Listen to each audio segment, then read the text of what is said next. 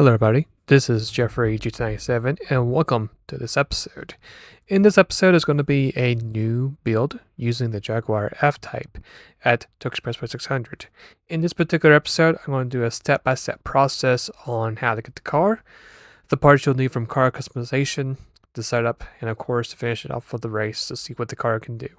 Now, if for some reason by the end of this video, if this particular tune does not help you to get your first win at Tokyo600, then I will recommend to save the car because this car is going to drive very smoothly and also has some really good top speed as well. But hopefully at the end of this episode, this particular tune will help you out, hopefully to get that very first prestigious win at Tokyo600.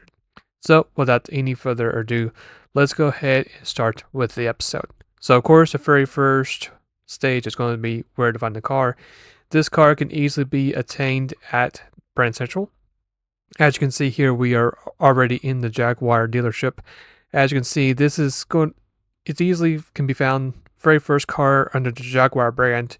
Actually, it's the only regular production car, which is quite interesting. As you can see, the rest of the cars are either VGTs or either Group 4 or Group 3. So it's quite interesting that this car alone is only a natural production car. But as you can see, there's a stats right there. Very, very affordable compared to a modern day GTR or an SX, which is pretty good. With this particular car, there's not that much we can do to it. However, I'm going to go ahead and add this particular livery. Now, if for some reason you do not want this livery for your car, you're more than welcome to search the hashtags if you do want delivery, but let's say if you will not want it whatsoever, but you would rather want to have the parts itself, that's totally fine, up to you. Plus, I have this particular livery to search me up in the game, Jeffrey GT7, and have it right there. So, first step, of course, is going to be the rims. You're going to keep them standard, and you're not going to really do anything to them, so just make sure you keep the wheels as they are. Front bumper, Type A. After that, the side skirt's going to be Type A as well.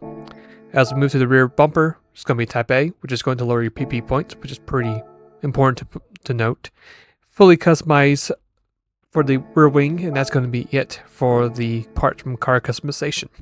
So after that, we'll take a quick look at the setup itself. Now you can see we got ourselves 4 hard tires. These tires actually do come with the car, so you don't have to buy them. Suspension is going to be stock. Differential is going to be fully customized. If you want to copy the numbers, you can, even though that's the numbers that they give you. Downforce, there's that number right there. Also for the rear downforce, there's a number right there as well. Just make sure they both are the same as you see on the screen right there. For the transmission, make sure you set that to that particular transmission setting, and make sure you just follow the top speed kilometer number. And to finish it all up, we do have a supercharger equipped with the car, with a high-end torque, bore up with the racing crankshaft with weight reduction stages 1, 2, and 3, and that's going to be it for the build. So this particular build, I've actually was more focused on making the car lighter. That was basically it. Thankfully for us, we were able to put in some engine parts to this car and really made this car come to life. As you can see from the start of this race, the car actually does have decently good speed and good acceleration. As we make our way through the front, we're going to find ourselves right close to the GTR as we approach the very first turn. Now, interestingly enough, this car actually does feel pretty good, given that we do have a lot of downforce on the rear of the car. I wasn't too sure if this was going to make the car loose or if it was going to make it oversteery, but you can see here by these first 2 corners that the car actually felt generally smooth. I mean, there's a little bit of slide there, but other than that, I did not really face any major oversteer from this car, which is actually pretty good for this racetrack. As you can see, as we make our way through the field, we are currently having to deal with some dirty air since we're behind closely to the GTR, which is quite unfortunate. But once we get through Sector 2, about halfway through Sector 2, we'll be able to really close in the GTR, and hopefully by then we can actually get ourselves not only some space between ourselves and the GTR, but hopefully we can officially make some moves. So we actually had a good apex through there. We're going to force ourselves through the GTR. We're going to find ourselves really close to the old Gen Impreza. We're going to do a little bit of crossover right here and make a move on this right side, take away the racing line if it's possible. And looks like for us, we actually did make the move work. So yeah, up to P4. very nicely moved on there. As we go down the hill of the exit ramp, we actually did make a little bit of slight contact on the wall, but luckily for us, we didn't lose too much speed. We're right behind both the old Gen Impreza and the Riamiya RX-7. As we know from history, these two cars don't usually have the greatest braking point, especially in the first lap when you're this close together, and that was the same case for this scenario. We actually got ourselves a good exit, got ourselves P3 pretty easily from the old Gen Impreza, and as we're about to approach the entrance of the tunnel, we're going to go ahead and grab P2 away from the Riamiya, and yeah, first lap's pretty decent overall. It's going to be within the 218, 219 range, and got ourselves P2. Now, a little bit later on in the race, this was about close to halfway lap 3, we actually find ourselves right in the clutches of the race leader. We've been able to have a really nice, smooth, clean track in front of us for a full lap, giving us a chance to really reel in the race leader. And as you can see here, we're going to try to make a move on his left side. We're going to be side by side heading to this corner, and I really wasn't too sure if we had got ourselves cleared or not, so we're going to hit the wall a little bit, and there it is right there. We're going to give it a little bit of a left tap on the NSX, force it a little bit wide in this corner, and luckily for us, it does work to our favor as we take away the racing line and most importantly take away the lead. So as we fast forward to lap 5, it's going to be our official hot lap for this race. I'm going to really encourage you guys to just watch this hot lap, see what the car is doing, figure out what gear to be at, braking points, which hopefully does help out, and then I'll be right back for our pit strategy.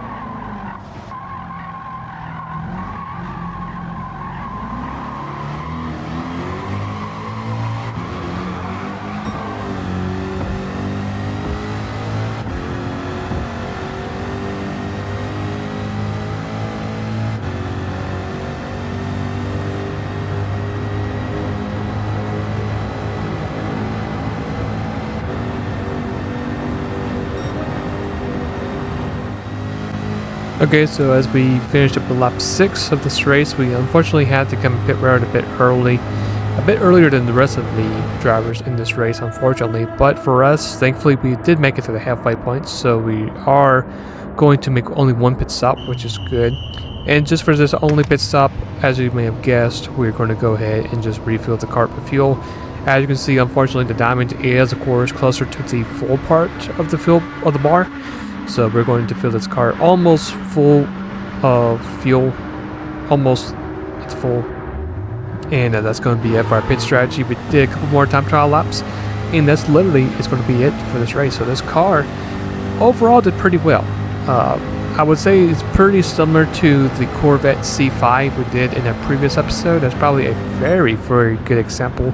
But if you're looking for a very affordable car and don't want to use or waste a lot of credits on a GTR or on a NSX build, then this car right here might actually do the trick here, hopefully, in Tokyo600.